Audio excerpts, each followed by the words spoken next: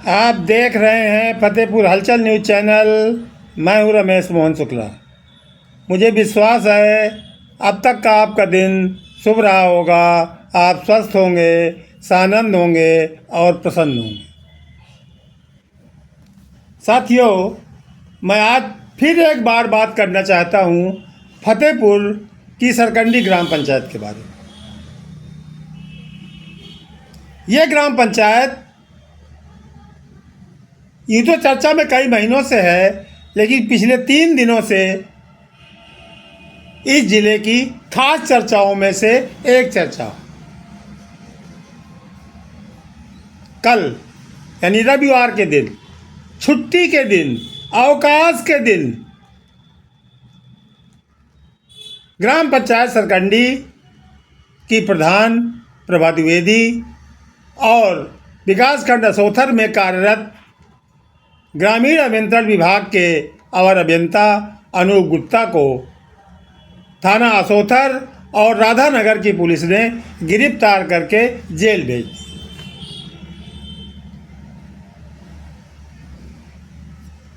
साथियों, ये तो एक प्रक्रिया है, लेकिन यहाँ पर इस प्रक्रिया में भी कुछ फेरबदल किया गया। प्रक्रिया है कि जिसके खिलाफ एफआईआर होगी वो अरेस्ट किया जाएगा, लेकिन ये गिरफ्तारी काफ़ी चर्चा में है। ग्राम पंचायत सरकंडी में तमाम योजनाओं के कथित भ्रष्टाचारों की जांच को लेकर बहुत दिनों से कार्रवाइयां चल रही।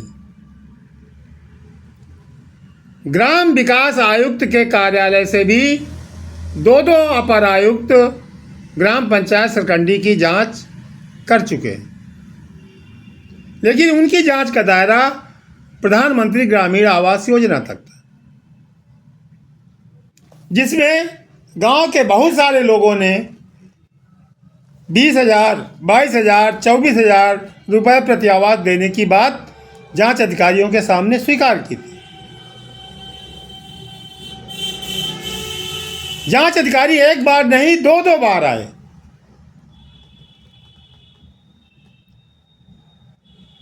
गांव पंचायत सरकंडी इस जिले की तीसरी सबसे बड़ी ग्राम पंचायत है, जिसमें 300 से अधिक मजरे हैं और जहां की कुल आबादी लगभग 25,000 के आसपास।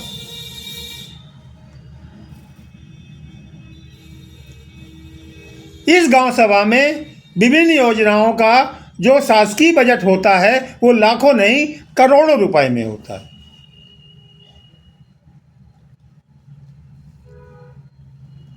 इस ग्राम पंचायत में लगातार 4 बार से संतोष द्विवेदी या उनके समर्थित व्यक्ति का ही कब्जा 20 साल से बना हुआ।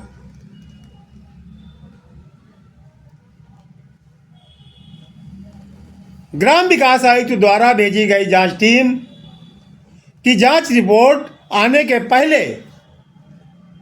जिला स्तर से एक अधिकारी को भेज करके जांच करवाई जाती है और उसमें 53 लाख रुपए से अधिक मनरेगा अंश की उस धनराशि का खुलासा होता है जो प्रधानमंत्री ग्रामीण आवास योजना के लाभार्थियों के खाते में मजदूरी अंश के रूप में भेजी जानी थी,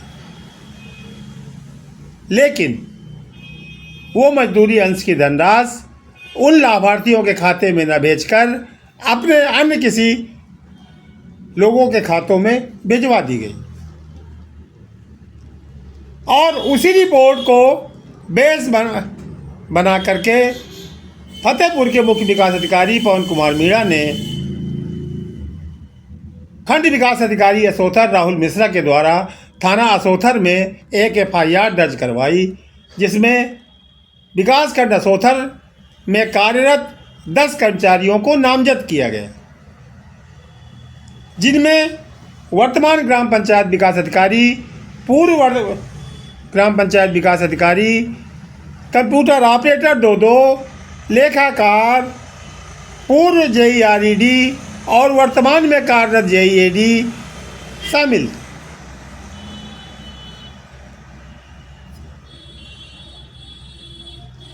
इस एफआईआर को दर्ज कराए लगभग 2 माह से ज़्यादा का समय हो गया, लेकिन 2 माह तक न तो किसी की गिरफ्तारी की गई और न कोई कार्रवाई।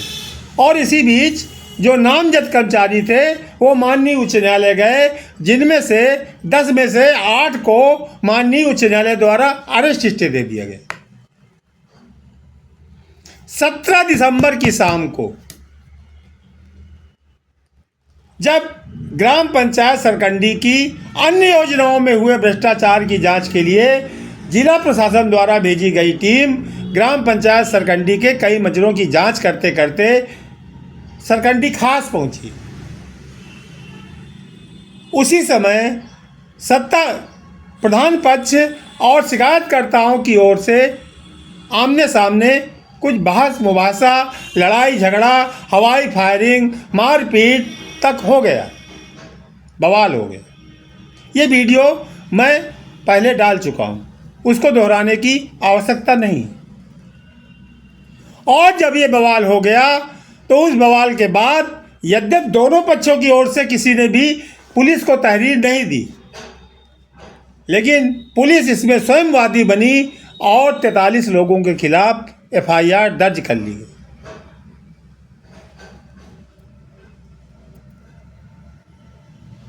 केवल एफआईआर दर्ज नहीं हुई,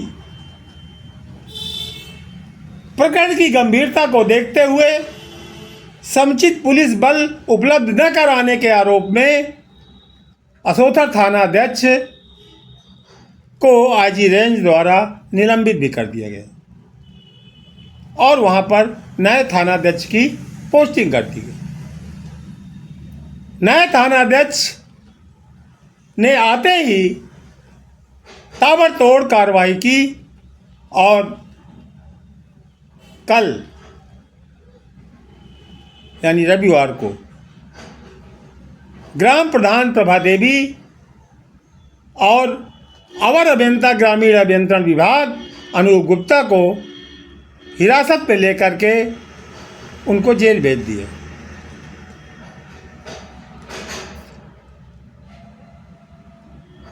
पुलिस विभाग की माने तो अब तक उन 43 लोगों के खिलाफ जिनके खिलाफ एफआईआर हुई है, उनमें से 6 अन्य लोगों को भी जेल भेजा जा चुका। लेकिन कल जिस तरीके से प्रधान और अवर अभियंता ग्रामीण अभियंत्रण विभाग को जेल भेजा गया, उससे कई प्रश्न उठते हैं कि जब उसी 53 लाख घपले की एफआईआर के आधार पर यह सब कार्रवाई करनी थी, तो यह कार्रवाई पहले क्यों नहीं की गई? क्या 17 दिसंबर को होने वाले बवाल का इंतजार था कि उसके बाद ही कोई गिरफ्तारी की जाएगी?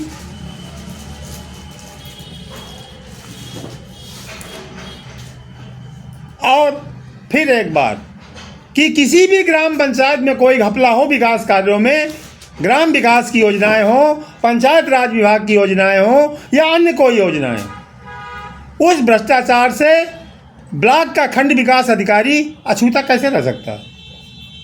और जिस मामले में एफआईआर दर्ज कराई गई उसमें तो धनराशि के हस्तांतरण का पूरा दारोमदार संबंधित खंड विकास अधिकारियों पर ही था। फिर उनके खिलाफ एफआईआर क्यों नहीं? इसकी चर्चा जनपद में बड़ी तेजी से, और जिस तरीके से इस मामले में सत्तारूढ़ भारतीय जनता पार्टी के नेता आपस में बटे हुए हैं, वो भी चर्चा का केंद्र है।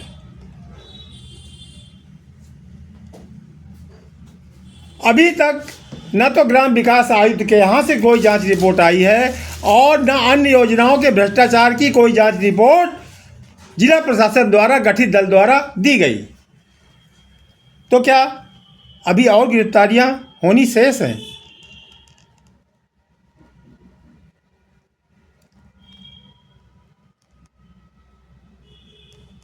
इसी तरह विकास खंड विजयपुर के ग्राम इकौरा का मामला भी इन दिनों सुर्खियों में बना हुआ है, जहां शिकायतकर्ताओं को ग्राम प्रधान पक्ष के लोग लगातार धमकियां दे रहे हैं, लेकिन पुलिस कोई कार्रवाई अभी भी नहीं कर रही है। तो क्या सरकंडी की तरह वहां भी किसी बवाल का इंतजार किया जा रहा है?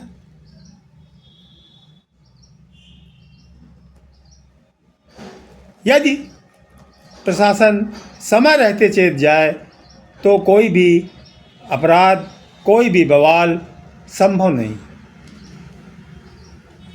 आप देख रहे हैं फतेहपुर हलचल न्यूज़ चैनल और मैं हूं रमेश मोहन शुक्ला। धन्यवाद। जय हिंद, जय भारत, जय संविधान।